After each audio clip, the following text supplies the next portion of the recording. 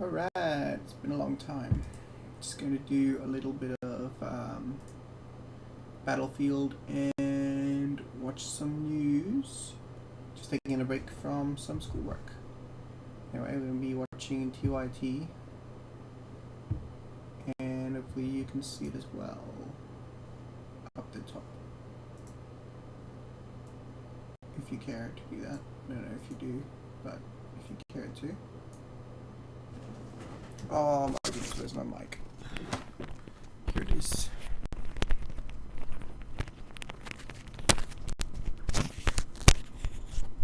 I don't know if I should restart that or not. Anyway, basically what I said was going to be playing a video game, Battlefield 1, and watching the news, TYT, and just doing it as a bit of a break during study blocks. My brain is fried. Just fixing this video because it's not working. There we go. I don't know if that matters, but anyway, that's that. And I guess I could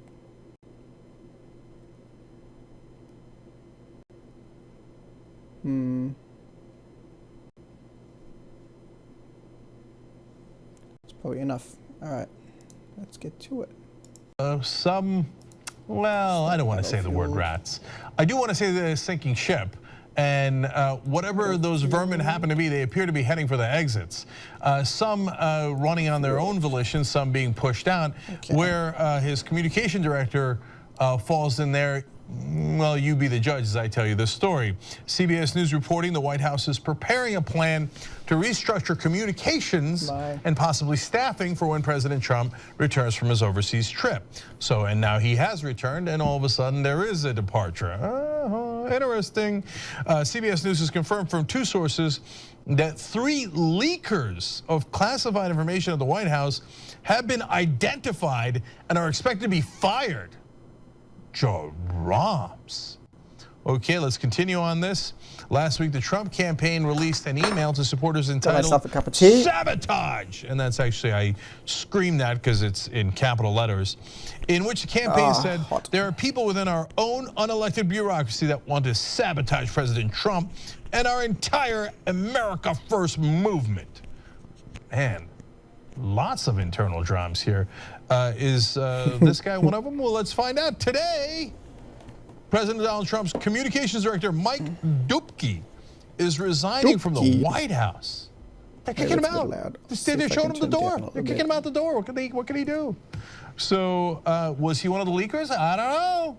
I don't know. Apparently, Trump was mad at him for other reasons as well. That's what we're going to get into some political reporting in a second. Let's stay with Huffington Post for a second. Dupke didn't give a reason for his departure, but multiple media outlets reported that it was because he was largely isolated from the president's steadfast intervention. Okay, let's have a look. So let me explain what parts of that are true and untrue. Now, when you don't give a reason for your departure, that means it was bad. So you didn't even have time to come up with a BS excuse of like, oh man, my stomach hurt, and the dog ate my homework, and my wife sprained her ankle, and my family, I gotta go take care of my family, right? Man, that is like, hey, dude, you gotta pack your stuff, and you send me a letter telling me how proud you were of working here, and it was such an honor, okay? Go, get out. So that's partly what happened here. In terms of, is it because he didn't have much internal support? Well, partly so, as you see here, that the only guy that apparently had his back was Sean Spicer, which is clearly not enough. But that's not the reason for his departure. It's that when he got into some trouble and they wanted to make him the scapegoat, he didn't have enough political clout to be able, and enough allies in the White House to be able to survive. So that's what happened here. So, but why was he in trouble in the first place? Well, another Republican strategist, now this is from The Hill, another Republican strategist close to the White House said Trump was annoyed at Dupke after the aide told aides last month, there is no Trump doctrine. Moved it. Yeah, Trump is so funny, man. What's the Trump doctrine? Oh, of course, there's no Trump doctrine. He says one thing, then he says the exact opposite in the next sentence, or sometimes within the sentence, let alone the next day or the next week. So what would a Trump doctrine be? We're against trade deals, except we're totally in favor of them. We're going to show China that you can't do currency manipulation, except we're going to let them do currency manipulation. And the list goes on and on and on. What in the world would be the Trump doctrine? Just got the news if you happening press up there Trump on on the top at screen. this very moment, he wouldn't be able to tell you himself. And he's Trump of the Trump doctrine. But nonetheless, Dubke says what is clearly obvious. He's like, how come he gets to say there's no Trump doctrine? How dare he? Well, the knucklehead, what is it then? I don't know. But that sounds embarrassing. Woohoo, here we go. It's embarrassing because you're embarrassing. So sources say Trump stewed over the remark reported then by Politico. In the weeks that followed, he told friends and associates he didn't feel like Dubke was doing a good job. Oh, God. He gives these guys in the communications department an absolute nightmare of a job, no-win situation. This is not going to He stop. tells them to go and lie on one particular topic, and then he will tweet the opposite sometimes within hours, sometimes within minutes of him sending out those folks with certain marching orders. He doesn't tell them ahead of time what kind of trouble he's going to get into. He doesn't tell them what the strategy should be. That is an impossible job. And then when you don't somehow show Donald Trump in an excellent light, he goes, this is a Dubke guy. Doesn't even know what the Trump doctrine is. Okay, what is it? I don't know, but Dubke. Okay, as a White House source says, as a result, Dubke became the fall guy. He never recovered. What a funny name. Dubke. He's a child. Trump is nothing but a child, man. It wasn't me. It was Dubke. It was Dubke. Who thinks it was actually Dubke? Nobody thinks that. He was around in the White House for only 3 months, came in as communications director, and was he a leaker? I don't know. It's possible he was one of the leakers. Everybody in the White House is leaking, so you can't swing a bat in the White House, which, by the way, you shouldn't do, and not hit a leaker. So I don't know if they fired him because of the leaker or because Trump is a child. Probably the combination of the two.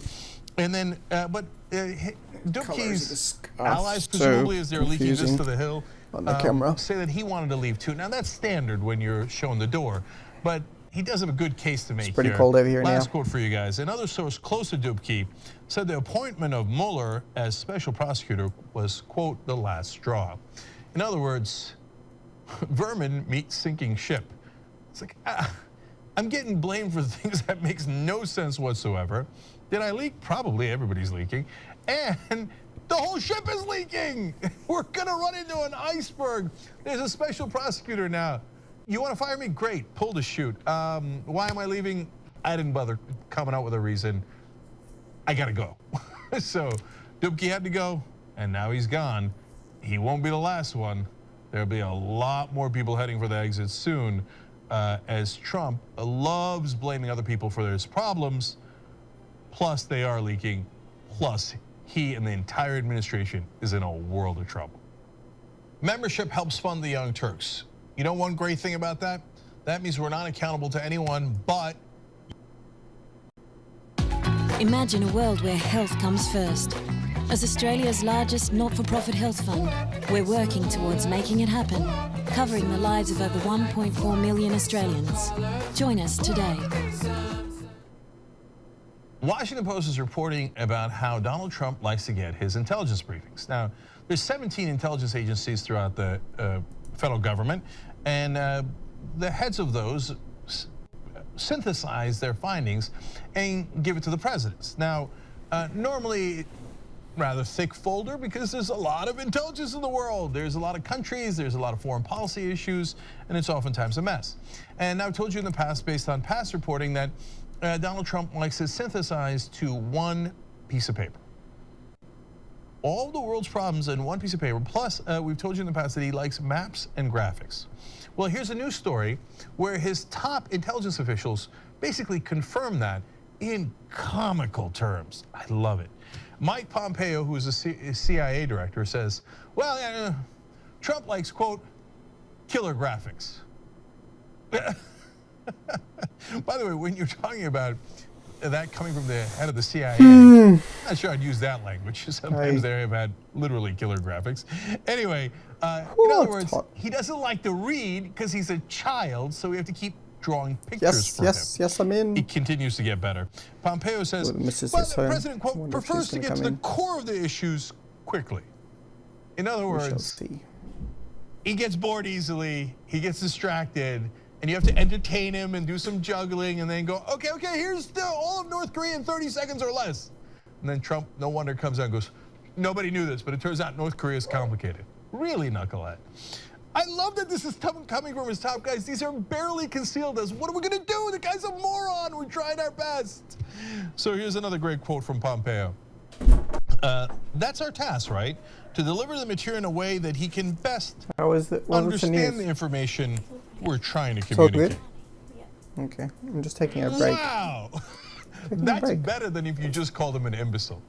He's like, well, we try to communicate with the president in a language he can understand. Pretty pictures, graphics, maps. Oh. Hey, Donnie. It's amazing because after all the work I did, I just realized that I done made a mistake. Donnie, here's a picture. I did the whole assignment in the wrong format. Okay. Oh, such unbelievable embarrassment. Now, yeah, I mean, it doesn't matter. It's the same information, basically. I just need to reformat it. It's one of my favorite quotes of all time. You know, it's not that big a deal, I'm like a but smart it's just person. annoying. I don't have to be told the same thing in the same words Shut the door, day please. For the next 8 years. That was in reference to intelligence briefings. No, shut the door, please. Agree to disagree. Who says I'm like a smart person? I'm recording. So that was during the campaign when they said, hey, if you're one of the top candidates, Republican, Democrat, you get the intelligence briefing every day. You're supposed to get it every day. Can you please shut the door? I'm recording. He just wanted it once or twice a week because he was bored and he didn't like paying attention shut the to door it. there. It's like, I don't need it every day. I'm like a smart person. All right. We go back to the CIA director. He says Trump prefers free-flowing conversations over listening to his briefers teach lessons. It's a very oral, interactive discussion as opposed to sitting there and reading from a text or a script. In other words, we have to talk slowly because he's a child. He doesn't like to read and he doesn't like to be taught his lessons. You are arguably the most powerful man on earth, but you don't even want to take a minute to figure out what in the world is going on globally. Remember when he used to say idiotic things like, okay, when I get in office, I'm going to figure out the difference between the Shia and the Sunni. So good, it's going to make your head spin. I'm going to know it as soon as I'm in office. Now they're like, okay, now here's Hamas and here's Hezbollah as an example, right? Or here are our allies in the Sunni world and the Shia world, etc. Oh, come on, where's the maps? Oh, I want to go back to nap time. These are not liberal critics. These are his top intelligence officials telling you this stuff. And even Trump himself, he says, I don't need 200-page reports on something that can be handled on a page.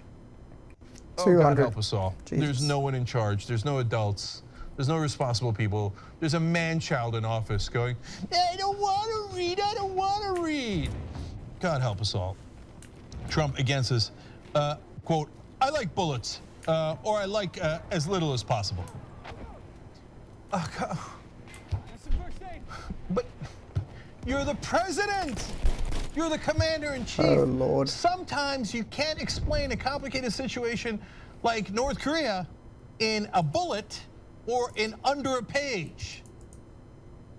God help us all. Washington Post says Trump has also encouraged his briefers to include as many visual elements as possible.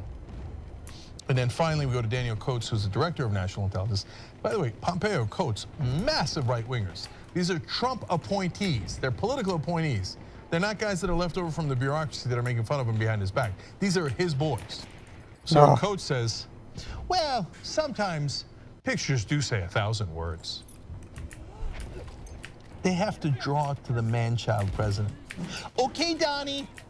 Okay, this is North Korea. It is next to, you're not gonna believe this, Donnie. South Korea. Okay, wait, I know you're losing patience.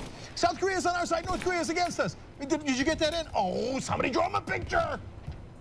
Oh, God help the whole world. We have an absolute imbecile as our president. You don't like ads? I hear you, brother. You know how you could Your screen is your window to the world, so why wouldn't you want one that's virtually borderless? The Dell XPS 13 2-in-1 with an Infinity Edge display, as real as it gets. On the Young Turks, we covered Standing Rock a lot. Jordan Sheraton was there over 7 times. Wes Clark Jr., Michael Wood led the veterans for Standing Rock. When Wes came back, he told us about this company called Tiger Swan and how they had private contractors monitoring the protesters. And some of the things that he had reported seemed unbelievable. Well, turns out now they are confirmed by The Intercept. Intercept has done a brilliant piece with first of all, a leak that they got from a contractor at Tiger Swan, plus public documents that they found to find out who these guys are, how they were used, and their unbelievable perception of protesters and how they spread that perception, not only the company involved, but most importantly to law enforcement agencies. So Tiger Swan is hired by Energy Transfer Partners to do security and to do analysis of the protesters, or what they call them, the water protectors is what they call themselves. That is not what Tiger Swan calls them. So let's go to the Intercept's reporting. Internal Tiger Swan communications described the movement as, quote, an ideologically driven insurgency with a strong religious component, and compare the anti-pipeline water protectors to jihadist fighters. What? That's insane. Now, the strong religious component that they're talking about is that the water protectors would go, and their main form of protest was praying. So they were peaceful, and in fact, the local authorities and the private contractors, in the beginning, before cameras showed up, would say, oh, these are violent protesters and causing trouble. And then our cameras showed up and showed that they were not at all violent, that what they were doing was praying. Now Tiger Swan takes the praying and turns it and goes that it has a strong religious component and compares them to an insurgency and jihadist fighters. That's so mental, it's unbelievable. But if you hire guys who are military guys who worked in the Middle East, then, you know, if all you have is a hammer, all you see is nails. If you're bringing guys who've been fighting jihadis, all they see is jihadis. Even when they're perfectly innocent American citizens doing the most American thing you can do, which is protesting your government and its actions, in this case, to support Energy Transfer Partners as they built that oil pipeline. Now, one report dated February 27th, 2017 states that since the movement, quote, generally followed the jihadist insurgency model while active, we can expect the individuals who fought for and supported it to follow a post-insurgency model after its collapse. So they frame everything from this perspective. They call innocent protesters who are sitting there praying jihadis because they're praying. And then they say, well, look, that movement did not win. Of course, they did get permission to build a pipeline from the Trump administration. But don't worry, Energy Transfer Partners, you have to keep hiring us, paying us a lot of money, because we've got to track these jihadis throughout the country, and they are. So let me give you a little bit of background on Tiger Swan. Based in Apex, North Carolina, Tiger Swan was created by retired Army Colonel James Reese during the height of the war in Iraq. What they want to do is take some of that lucrative defense contractor money. At the time, Blackwater was getting most of the contracts, and this was very lucrative stuff, and a lot of times no bid. So they're like, hey, if you're a connected insider and you had a bunch of guys who'd already fought in Iraq, you just turn around, pay them a lot more money than the US military can pay them. You get them on your side, and then you turn to the government, and nobody even checks defense contracts. You get millions upon millions, hundreds of millions of dollars sometimes, and it's a good racket, and we just bill the American taxpayer. So Tiger Swan now has an estimated 350 employees and maintains offices in Iraq, Afghanistan, Saudi Arabia, Jordan, India, Latin America, and Japan. Now, these privatized defense contractors have been unleashed within the United States. What are the results? Well, let's go to internal Tiger Swan documents as reported by The Intercept. They explain, while we can expect to see continued spread of the anti-DAPL diaspora, aggressive intelligence preparation of the battlefield and active coordination between intelligence and security elements are now a proven method of defeating pipeline insurgencies. So they continue to call innocent water protectors insurgents. They're not insurgents, they're Americans. But they have all these offices in Iraq, Saudi Arabia, etc. So all they see is insurgents. And they want to scare the hell out of energy transfer partners, anybody who else hires them. Oh, you need security, these are guys are like jihadis. There's no violence on their side. Again, we showed video on the Young Turks, you can see it on TYT Politics right now, where they say, oh, the water protectors started fires. And then you see actually the cops that fire the materials that actually land on the water protector side and then start a fire. So it's just the insinuation that they're violent is absolutely preposterous. And look at the way that they are describing the area that where they're protesting as a battlefield.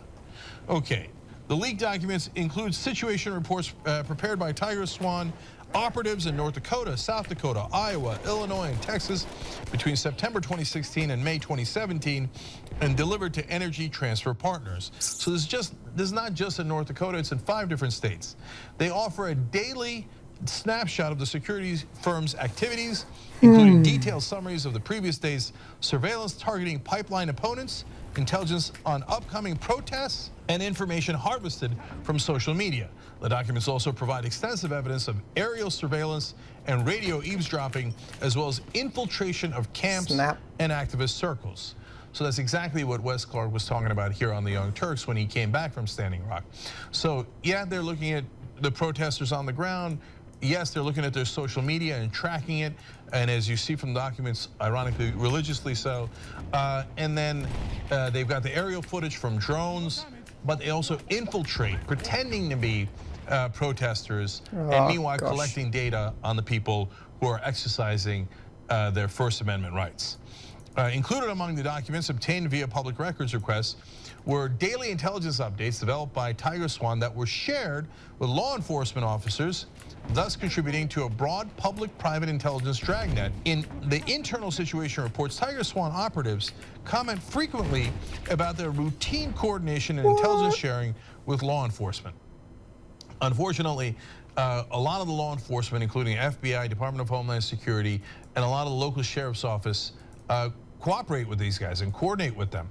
So then you don't even know who's working for you anymore. Because remember, these guys are private contractors. They work for the pipeline company. They don't work for us, the American citizens. The cops are supposed to work for us, the citizens. The FBI is supposed to work for us. We pay their salaries. But they go and turn around and merge the private and public, basically security interests. And all of a sudden they co-opt the guys that we're paying that are supposed to represent us and protect us. And all of a sudden those guys are working for the pipeline. That's not how our law enforcement is supposed to work. Now, there was only a few local police that stood up to Tiger Swan and said, no, thank you, we're not interested in that. Some counties in Iowa actually did not want to cooperate with Tiger Swan. They didn't think that was appropriate. They were absolutely right. Tiger Swan was very frustrated by that and talked about how they should do propaganda in those counties to convince the local police to work with them as law enforcement in other parts of the country were. Back to the Intercept's reporting here, the leaked situation reports indicate that during the company's first weeks working on the pipeline, Tiger Swan operatives met with law enforcement in Iowa, North Dakota, including Sheriff Dean Danzison of Mercer County, North Dakota, who, quote, agreed to sharing of information. You're not supposed to share information with private contractors. They don't work for the citizens. They work for a private pipeline. When the corporations merge with the government, that has a name, and it's an unfortunate name. We don't want to go in that direction. It's called fascism. Okay, by September 13th, the documents indicate Tiger Swan had placed a liaison inside the law enforcement, quote, Joint Operation Command in North Dakota. The fusion of public and private intelligence operations targeting water protectors was underway. So they co-opted the taxpayers' money and law enforcement to work against the citizens on behalf of private corporations. So, and by the way, do we all share in the profits of those private corporations? No, no, no, no. They take all the profits and they give some of it to Tiger Swan, but they don't share any of it with us. And then we have to pay the cops that are basically working for them to oppress our own citizens. This is grotesque. The documents reveal the existence of a now persons of interest list, as well as other databases that include identifying information such as photographs and license plate numbers. They made a list of persons of interest. These are American citizens exercising their literally most American right there is. The right to protest, freedom of speech, and freedom of the press as well. And what do? They surveil them, they take their pictures, they take their license plates, and sometimes they would track them. One of the persons who was on the list said, yeah, every time I went out, there was always a car that was trailing me. And I thought, how did they even know that I was gonna get in my car, that I was gonna drive somewhere, let alone tail me? This is not how America's supposed to work. This is a police state, and it's not even a public police state, it's a private police state. Tiger Swan's internal reports and the intelligence briefings shared with law enforcement named dozens of DAPL opponents. Some of those named are well-known activists, while others have minimal public affiliation with the water protector movement. According to an October 16th document obtained via the records request, the security team's responsibilities included collecting, quote, information of an evidentiary level that would ultimately, quote, aid in prosecution of protesters. So not only are they collecting information on the protesters, but they then go over to law enforcement and say, now prosecute these guys. For what? For what? I don't know, it doesn't matter. They are persons of interest. They are insurgents, possible jihadis. So we're gonna put these guys in jail because they're in the way of the profits. You really think this is how America's supposed to work? The same document describes plans to continue building person of interest folders in coordination with law enforcement intelligence. Tiger Swan's situation reports also describe conversations between the company's operatives and FBI agents on at least 4 occasions. Hey, FBI, local law enforcement, you don't work for Energy Transfer Partners. You don't work for the Dakota Access Pipeline. You don't work for Tiger Swan. You work for us, American citizens. Anyone who's involved in this that is actually paid by the taxpayers, there should be a thorough investigation of, and they need to be explained how America works. We don't track our own citizens like we're East Germany, or we're like some sort of fascist state, and you don't do it on our dime. The situation reports also suggest that Tiger Swan attempted a counter-information campaign by creating and distributing content critical of the protests on social media. They openly brag about how they claim the other side is doing propaganda. No, they're doing protests. That's what they're supposed to do. Then they go in and ironically do propaganda of their own. Tiger Swan does. And then they go, oh no, we're just countering their propaganda. What propaganda? They don't have any money. They could barely get there and they could barely maintain the campsite. What propaganda? You guys are the ones with the money that go and create fake accounts, which again, The Intercept showed through the internal documents. So let me give you more on that. The article, this article is only, this is now a part of the explanation from Tiger Swan, their report from October 3rd. They explain basically to Energy Transfer Partners, don't worry. This article, the one that they're referring to that was against the Dakota Access Pipeline, is only in the Huffington Post, but the expansion of the tribe's narrative outside of Native American community media outlets is of concern. Tiger Swan agents regularly describe protesters' account of events as propaganda. They're like, it's only in Huffington Post, but it could get worse. I mean, God, if they found out what we're actually doing up here, that would be terrible. I mean, we're just trying to counter their propaganda. And so, now those are real people that they were tracking. Themselves, they set up fake accounts. Because what are you gonna do? You're gonna say, yeah, I'm Tiger Swan, I'm the new Pinkertons. Switching over my to job GTA. is to track innocent Americans and then try to get them arrested. You're not gonna say that. So they came up with fake groups online called Defend Iowa. Well, Iowa didn't want your defense. And in fact, the law enforcement in Iowa were among the few that stood up to you. So who the hell are you talking about saying defend Iowa? You're not from Iowa. You're a private contractor doing this for profit. Another group was Netizens for Progress and Justice. Well, doesn't that sound nice? Okay, they were for neither progress nor justice. One of the guys who was doing this, he started putting up these amateurish videos, and once The Intercept contacted them and saying, hey, don't you work for Tiger Swan? And you're pretending to be a regular citizen here with a different name, and you made up this group, so can you tell us all about that? Boom, radio silence. Not only does that guy not respond to The Intercept, all of a sudden they take down all the videos. Oh really, what happened now? So in fact, of course, you were doing propaganda, and you weren't doing it because you were interested in progress or justice. You were doing it for cold, hard cash. Okay, here's another Tiger Swan situation report. They say of most concern when they were tracking the protesters were the, quote, Earth First magazines found on the camp. These magazines promote and provide tactics, techniques, and procedures for violent activity. Now, they have to say that the protesters are violent to justify all the money that Energy Transfer Partners is paying Tiger Swan for security and their analysis of security. So they go on to say, exploitation of ongoing native versus non-native rifts and tribal rifts between peaceful and violent elements is critical in our effort to delegitimize the anti-DAPL movement. In other words, their agitators that have now infiltrated the camps go and try to create rifts where rifts did not exist, to split up the groups, to get them to start fighting. And they mention that there are peaceful protesters. They go, but let's get them started to fight. And they have no evidence to back up their violent element claim, but they have to, of course, say that. But isn't that amazing? They've spent money to make sure that they are pretending to be protesters. And so the next time you're in one of these protests, you also have to think, if someone's starting a fight, do they genuinely believe that? Is that their heartfelt opinion? Or are they a private contractor meant to create and sow chaos in your camps to split you up? So it is a tactic that they use, and now their internal documents confirm. Tiger Swan, this is more from their own documents. Tiger Swan collection teams will make contact with event organizers to embed within the structure of the demonstration to develop a trusted agent status to be cultivated for future collection efforts. Now, The Intercept explains Tiger Swan pays particular attention to protesters of Middle Eastern descent. The September 22nd situation report argues that the presence of additional Palestinians in the camp and the movement's involvement with Islamic individuals is a dynamic that requires further examination. What?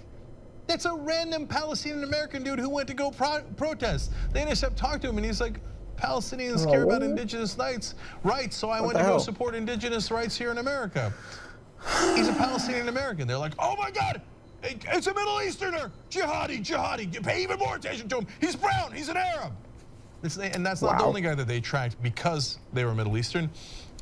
Cass County Sheriff's Deputy Tanya Johnner emailed several other officers, including 2 FBI agents, with an overview of information provided by company intel. The information pertained to a woman whom Johnner labeled as, quote, a strong Shia Islamic, with, quote, a strong female Shia following. The woman had, quote, made several trips overseas. Now they're looking into where you went overseas. What does it mean to be a strong Shia Islamic? I don't know what that means. Did she do anything that is wrong? Did she do anything right? No. Do you have any history of that? If they had history of it, believe me, they would write it endlessly. No, the main charge against her is she's Shia Islamic. If all you have is a hammer, all you see is nails. So these guys have been private contractors all over the Middle East fighting what they call jihadis. God knows if those are actual jihadis or not. There certainly are real jihadis in the Middle East, and then others that look like them.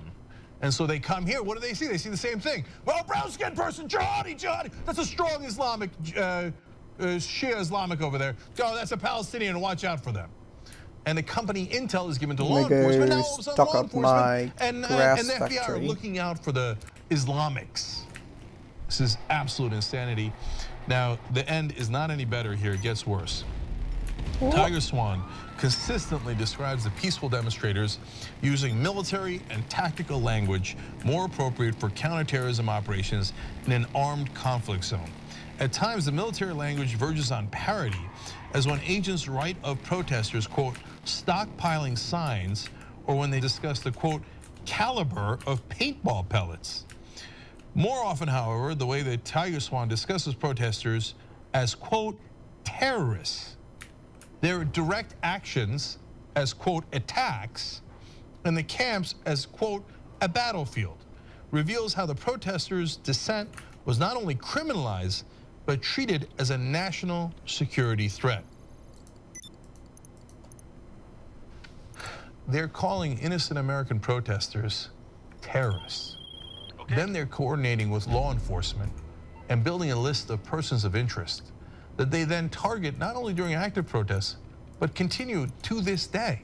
They're tracking those people. Why? They got to keep getting paid. So they keep telling energy transfer partners, no, this is a serious situation in the battlefield.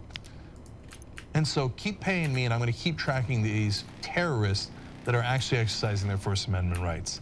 A March 1 report states that protesters, quote, operational weakness allows Tiger Swan elements to further develop and dictate the battle space. This is gross. Sickening that this is happening inside the United States. In one internal report dated May 4th, this is way after the pipeline is approved, a Tiger Swan operative describes an effort to amass digital and ground intelligence that would allow the company to, quote, find, fix, and eliminate threats to the pipeline. An eerie echo of find, fix, finish, a military term used by special forces in the U.S. government's assassination campaign against terrorist targets.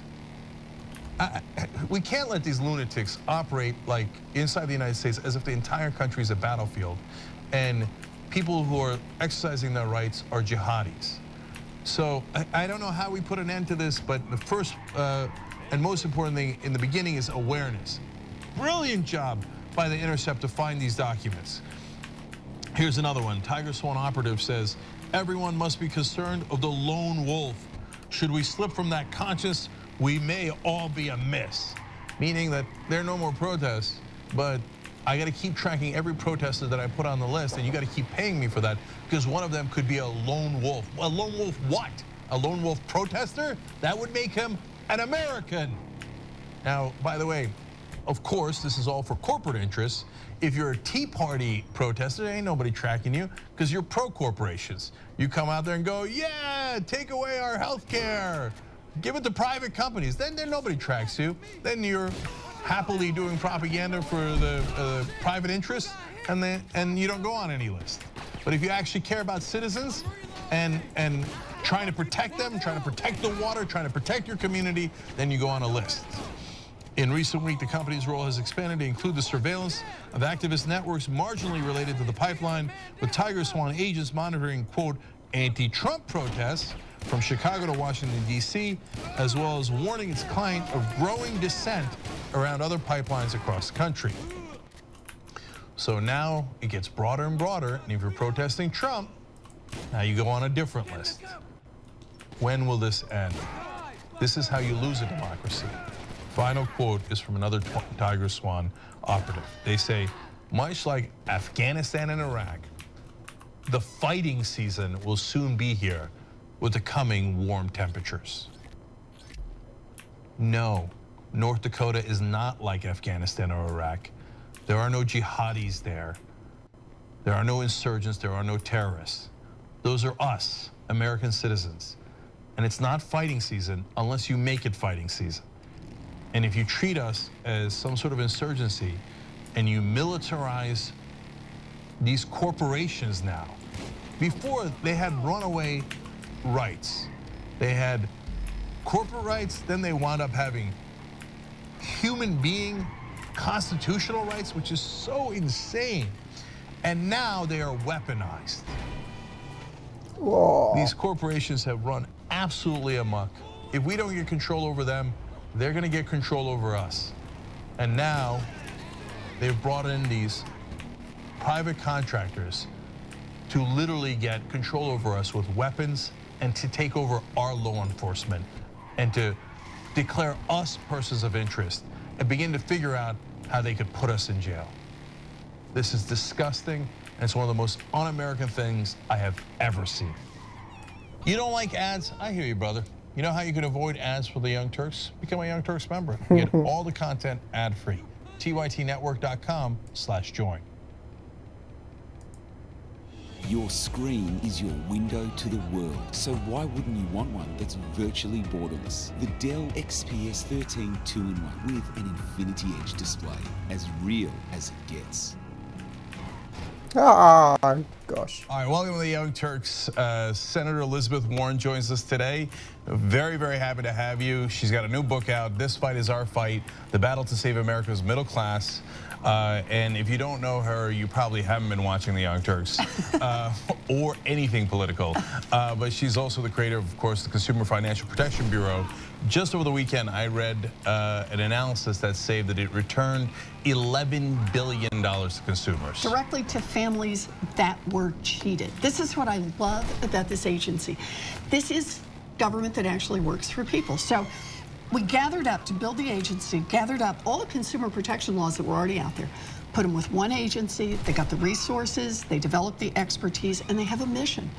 And they get out there to level the playing field. So you get cheated on credit cards or a bank account or a student loan, and the consumer agency comes in and does some enforcement, and they have actually forced these big financial institutions to give back money. And here's the other part they do. If anybody needs this, they run a complaint hotline, and they have now handled over 1 million complaints. So when you get dinged for $5 because it's a charge and they won't reverse the charge and you think that's wrong on some credit deal, or they won't give back your $15,000 down payment on a house because they said blah, blah, blah, they get to keep it. People file complaints through this consumer agency. You can go to cfpb.gov or consumeragency.gov, and you can look at the complaints, you can file a complaint, and a lot of the complaints, not all of them, but a lot of the complaints get resolved through the agency. People get their money back. It's a way to level the playing field between ordinary folks and these giant banks. So I think the Consumer Financial Protection Bureau is amazing. I think that if I saved people $11 billion, I could retire off of that. You'd think. Okay, so I'd feel great about that. But it does lead to an interesting question about how you walk the line between what you want to push forward and get accomplished like you did with the Bureau, but at the same time resistance from some quarters of the Democratic Party. Yep. So President Obama, good example there. He did set it up. On the other hand, it was obvious that you should have led that, and he didn't have you lead it in the beginning. You have tweaked him on occasion. I have done more than tweak him, but I'm not a senator. So what's your sense of how to walk the line when you disagree with Democrats that you think are a little bit more careful, honestly, with their donors? Yeah, so, you know, it's interesting you'd raise that, because I'll tell you a story from the fight over the CFPB. The financial crash has happened, and a lot of people are focused on the big things, what we're going to do, what became Dodd-Frank, right, about the big financial institutions and too big to fail and so on. And I'm looking at it and saying, hey guys, if we had had a consumer agency in place, this crash never would have happened, because you couldn't have built up that kind of risk in the system from lousy, cheating mortgages, which is what those things were. So I'm pushing and I'm pushing and I'm pushing to get the consumer agency. And let's face it, the banks all hate it. They're spending more than $1 million a day to lobby against financial reform in general, but the consumer agency is like literally right at the crosshair, right in the center of what they're saying. No, no, no, it will never happen. Republicans, no, no, no, we can never have this. And Democrats, you know, there were some yes, some no. And so I had someone ask me, this is long before I was ever in politics, ever thought I would be.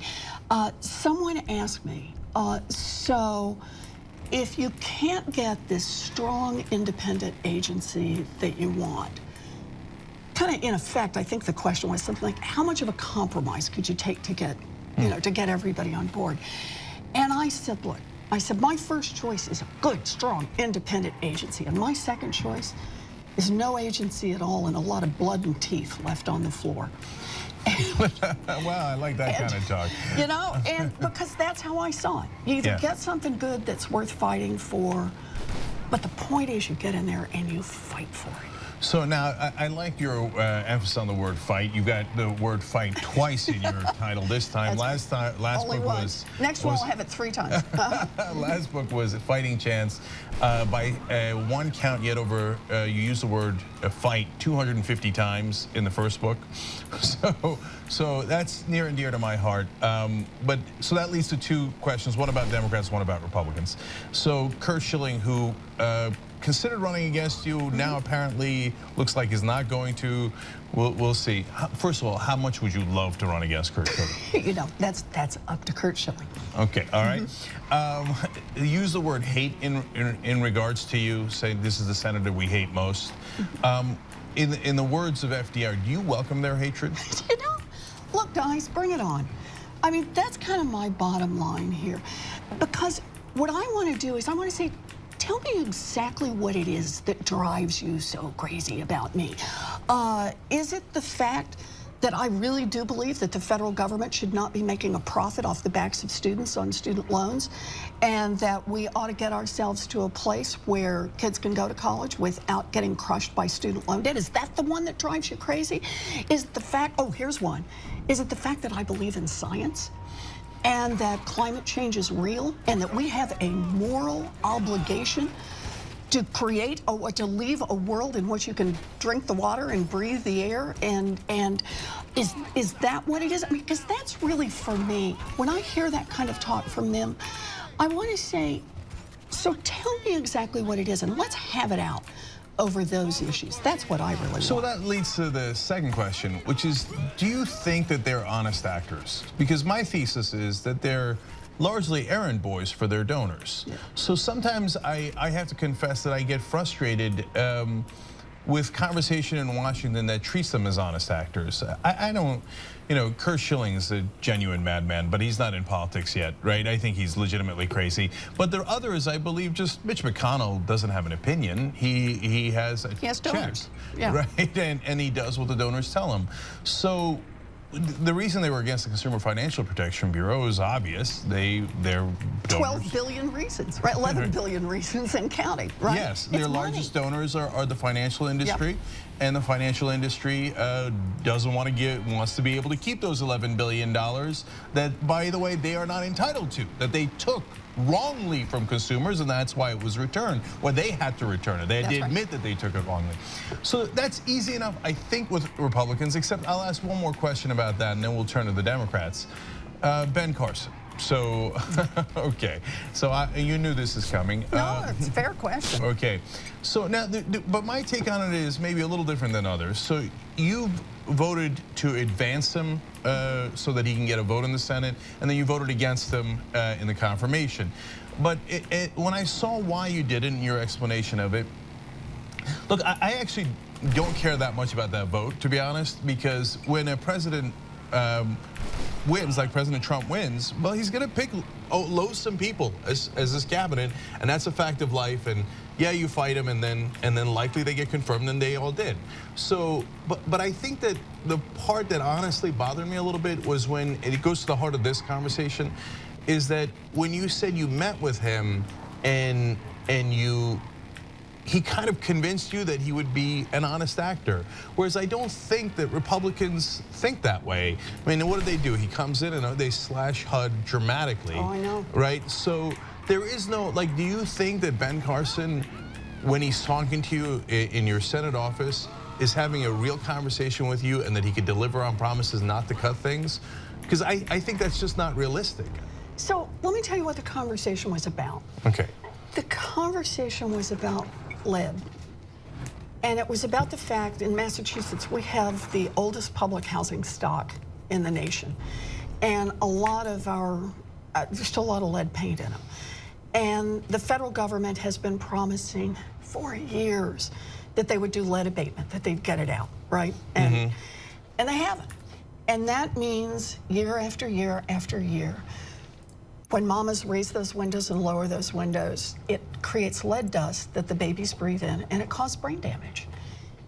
And Ben Carson and I had a conversation about the effects of lead on brains and about how it is that the federal government is providing housing still in 2017, is still providing housing in America where there's a lead problem. And Carson, whose whole background is as a neurologist, right, a neurosurgeon. Yep.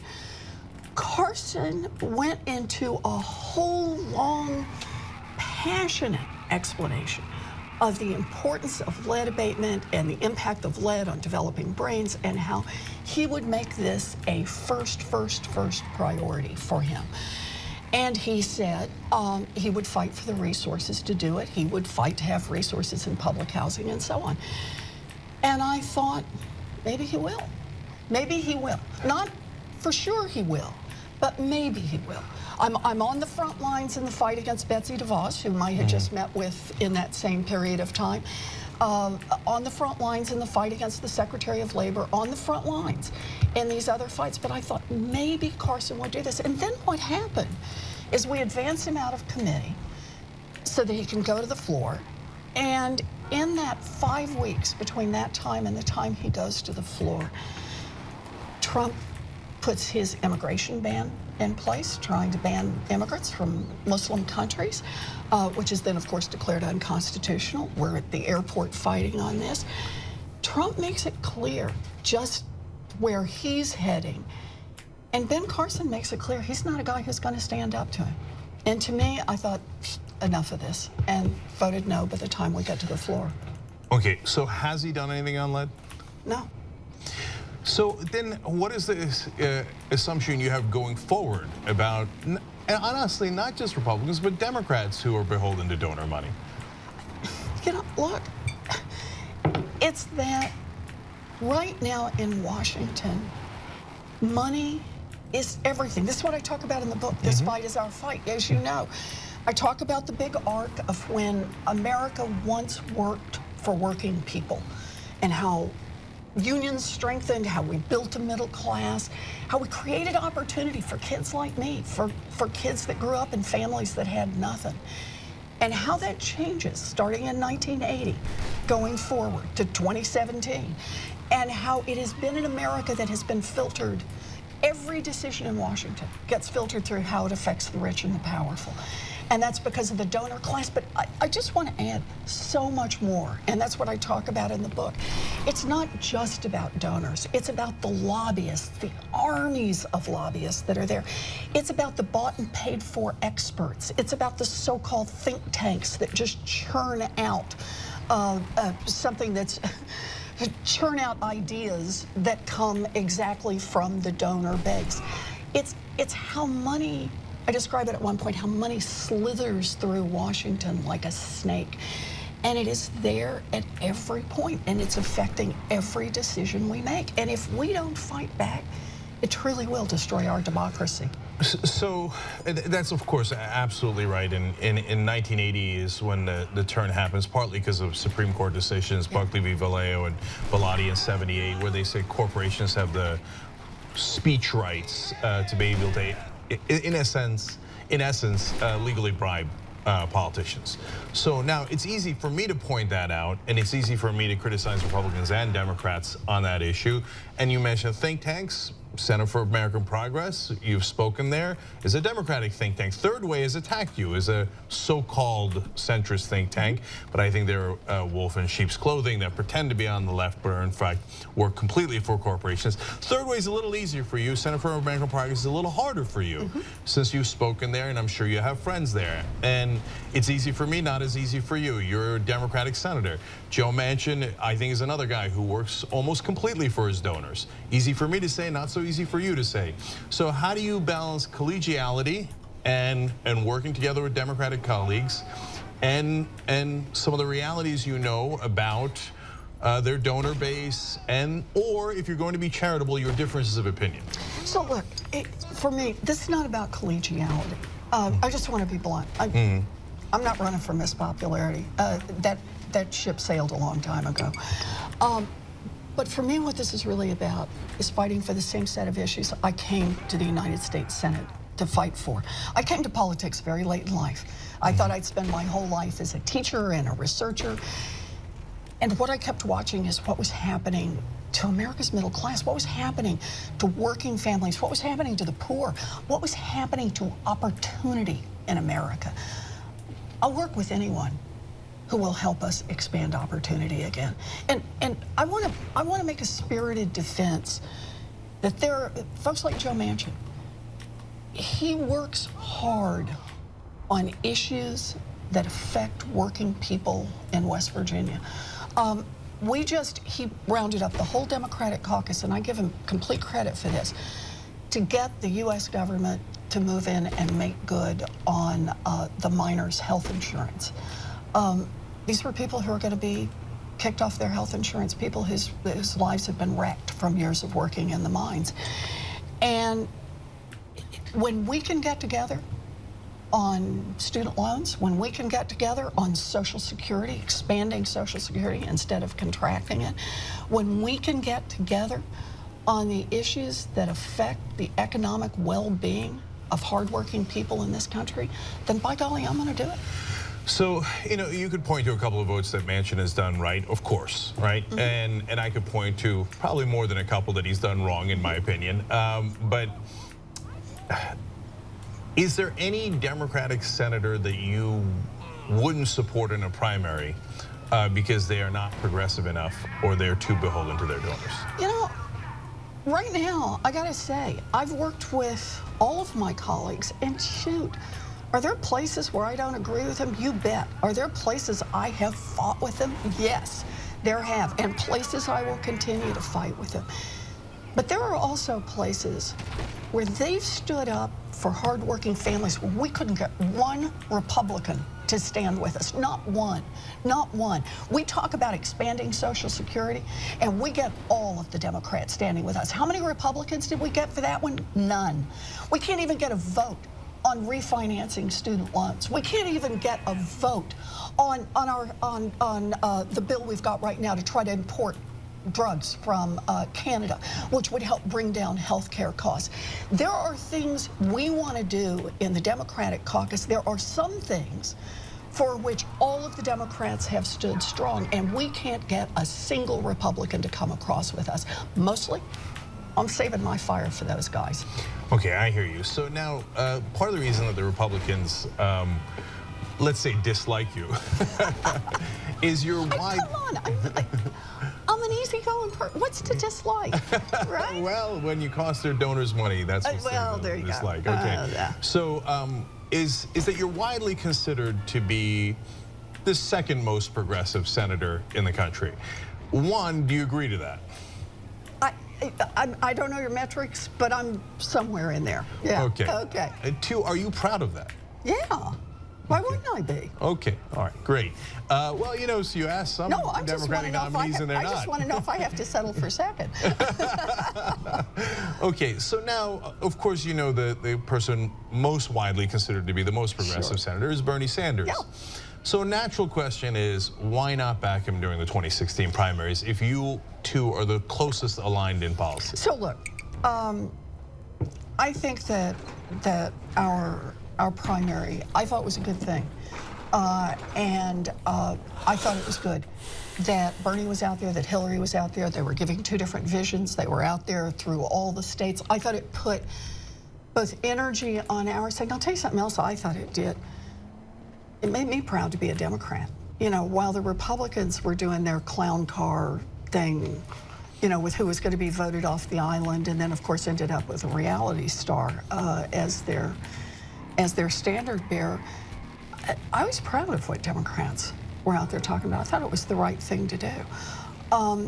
And in the end, when it was time, I went out there and fought, once it was resolved, to try to get Hillary elected. And I would have done the same for Bernie, no doubt about it. Do you get why some progressives are still mad about that? That Massachusetts was decided by 1.3 points, Iowa was decided by 0.3, that perhaps he could have helped him put him over the top, and then he would have won Iowa, New Hampshire, Look, Massachusetts. And there are people who see it the other way. Yeah. You know, for me, I think about it this way. There is nothing the Republicans would love better than for us to stand around and shoot at each other over and relitigate what happened in 2016. I look at what's happening in Washington right now. I look at what Donald Trump wants to do on health care and the Republican majority in Congress wants to do. I look at this new budget they've put out. I look at what's happening right now in the connections with Russia. And I say, God, we got to get focused here. And we got to focus on what Donald Trump is going to do in the next 24 hours, the next week, the next month. That's where we need our energy. I also understand that, but primaries are important, as you say. You really enjoy the fact that there was a strong primary and a discussion I'm of proud of ideas. it. Yeah. You know, I'm going to skip the standard question about if you're going to run. You've got a book out, et cetera, right? And we understand what people think that means. Yeah. Okay. But if you don't run. You do know this is my 11th book. I know that. And books are how I argue. No, I understand that. Okay, good. I'm skipping that question. Okay. Okay. What I'm asking is, if you don't run, do you think this time around that you will have a more forceful opinion in the primaries? Because that is when people will decide who our standard bearer is. Their standard bearer is the reality show star. Yeah. And our standard bearer will either be a progressive or someone who is more beholden to donors, yeah, or someone in between. So if, for example, Bernie Sanders were to run again, if you're not running, would you support him? You know, I don't know where we'll be in 2020. It's a long time off. I supported and helped Bernie long before I ever thought I'd be in politics. I used to go up, went up to do town halls with Bernie to talk about what was happening to working families. I used to call in on Bernie's when he had a radio show for a period of time. But I don't know where we'll be in 2020. I don't think Bernie knows where we'll be in 2020. So I don't know what Bernie's going to do, and I don't want to be in a position to push Bernie to do anything. What I see right now really is that as Democrats, as progressives, we can't make politics a once every 4-year thing. It has got to be an everyday thing. Donald Trump has not been in office, what, 150 days yet? It's less than that. He's got a long, long time to go, or at least the Republicans do. Republican majority in the House, Republican majority in the Senate. The way I see it is, man, we got to be all in on the fights that are occurring right now, the things they're doing right now. I worry because it's healthcare, because it's this budget.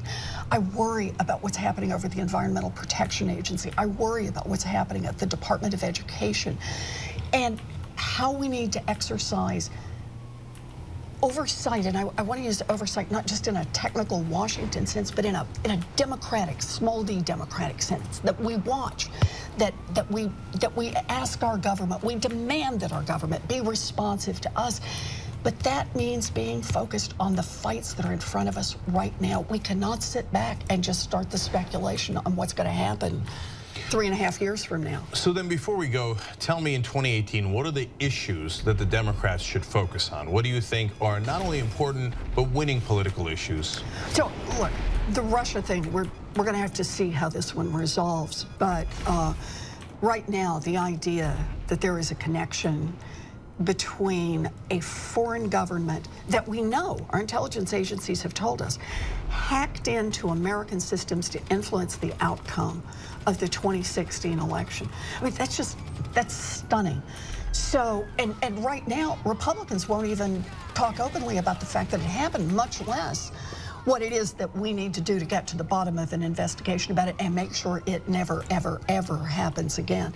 I think that's going to be a really important, and where that develops, about the relationship between Russia, the Trump campaign, and Donald Trump personally. I think that's going to be a big deal.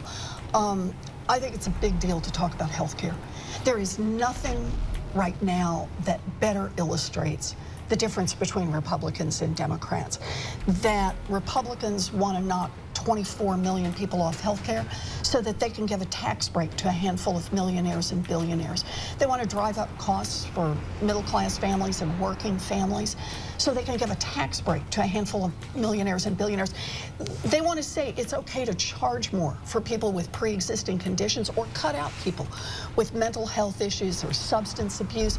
Also, they can give a tax break to a handful of millionaires and billionaires. Man, how could you have a better distinction between what it means to be a Republican in America today and what it means to be a Democrat?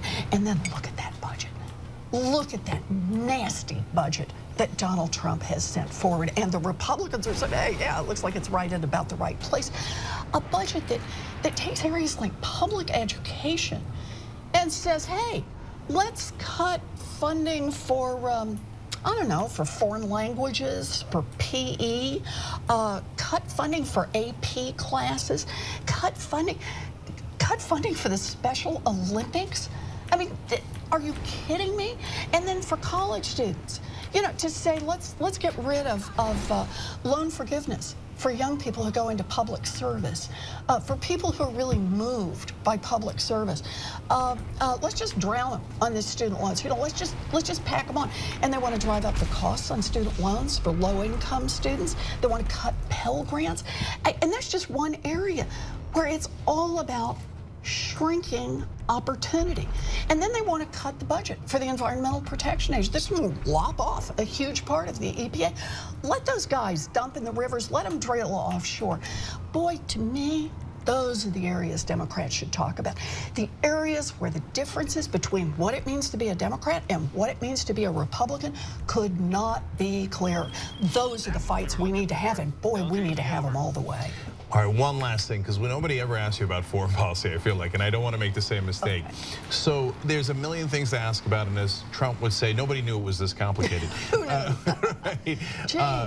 So I'll just ask you about one, because Syria, it's so hard to tell what the right position there should be, and I've become more non-interventionist as I've gone on.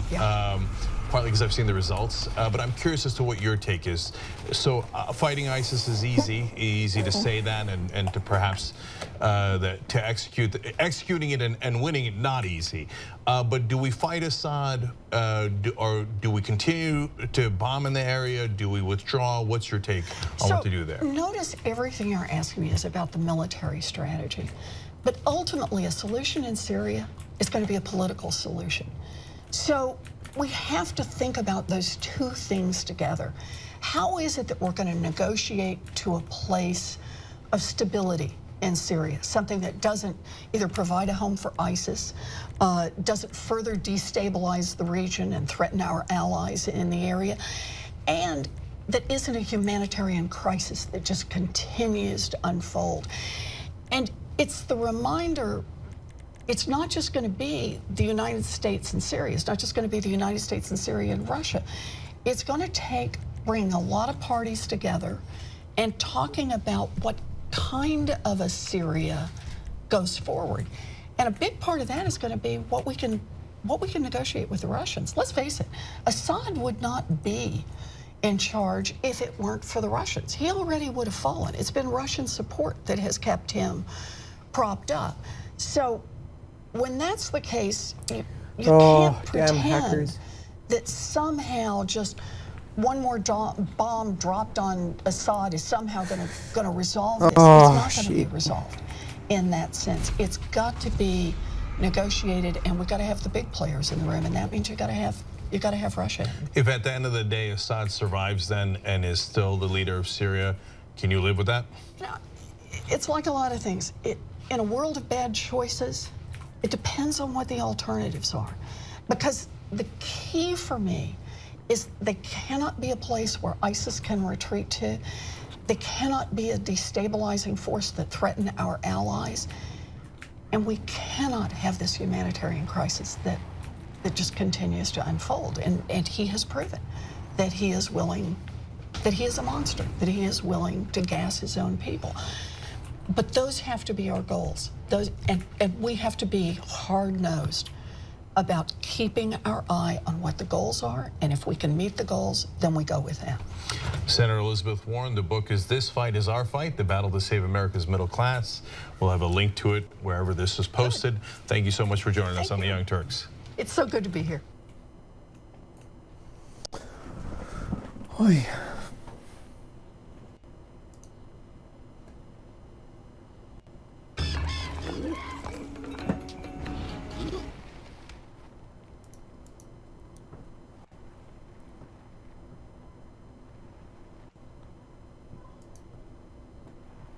All of a sudden, here come the Democrats. Some special election victories throughout the country. This happened at the end of last week. First of all, New York's 9th State Assembly District, that's for their, obviously, state assembly. Well, this is district that's been Republican as far as anybody can remember, or as long as anybody can remember. And Trump won it very comfortably in November. 61% of the voters went for Trump. In fact, Trump beat Hillary Clinton by 23 points. So why am I even telling you this? Oh no, look at this. Christine Pellegrino, Democrat, beat her Republican opponent with a stick. She beat him 58-42. So I'm going to do that math for you. Trump won it by 23. She won it by 16. That's a 39-point swing. That's an open-handed slap, boy. What are you going to do about it? So now, look, just by itself, you might not say it's anything, but in the context of a Montana race that was way closer than originally expected, a Kansas race way closer than expected, a Georgia race where the Democrat, I believe at this point, is more likely to win, and that's Tom Price's old seat, Newt Gingrich's old seat.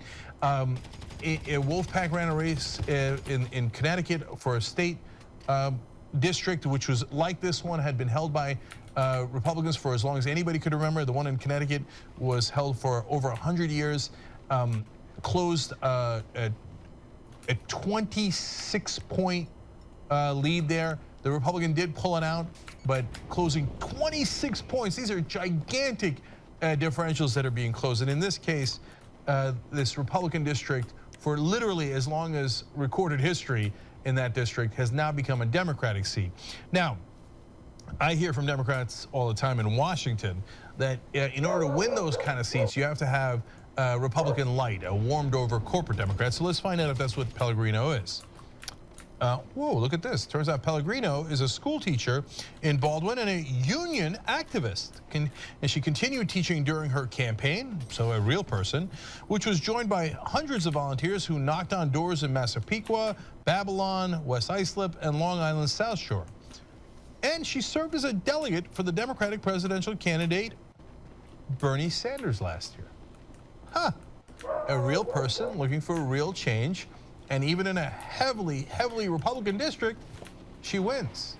Because real people beat fake people all the time. Democrats, you might want to take note. So certainly Justice Democrats have. Find some real people looking for real change. Go to justdemocrats.com. Now, Pellegrino was not, we're only working at the national level, Just Democrats are. Pellegrino was a state candidate. Well, let's give you more information on this, including, by the way, what happened in New Hampshire. So New York Times explains state races are also attracting attention, including Pellegrino's win and a state special legislative election in New Hampshire, where the Democrat, Edith DeMare, defeated Matthew Plesch, a Republican in Carroll County. Trump captured that district by 7 points in November. So these Trump leads are not surviving in these heavily Republican districts. So that might be a bellwether for the Republican chances in 2018 overall at the congressional level. And it also is a sign to Democrats on what kind of Democrats you should run if you actually want to win. So to that point, let me give you one more fact about Pellegrino. In March, Democrats in Suffolk County, led by Richard Schaefer, were set to nominate a different candidate in this special election. But the Working Families Party saw Ms. Pellegrino as an inspiring choice who could win and push local Democrats to support her. So Working Families Party is a progressive party in New York, and sometimes they co-endorse Democratic candidates. In this case, they did the right thing and they said, no, don't go with another corporate Democrat. Right-wingers are not interested in big business Democrats that work for their donors. That doesn't work at all. Go for Pellegrino. She's a real person, and she was a Bernie Sanders delegate, and she's honest and uncorrupted. And lo and behold, yes, even right-wing voters like that. So I think it is a bellwether of some sorts, not just as a warning to the Republicans that Trump is unpopular, but also as a warning to the Democrats. And by the way, it doesn't have to be a warning. It could be a welcome sign for the Democrats.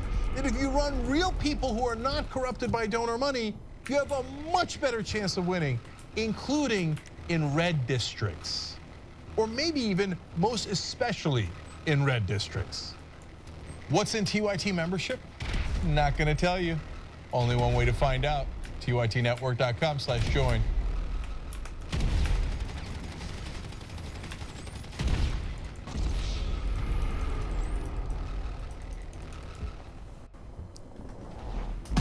Imagine a world where health comes first.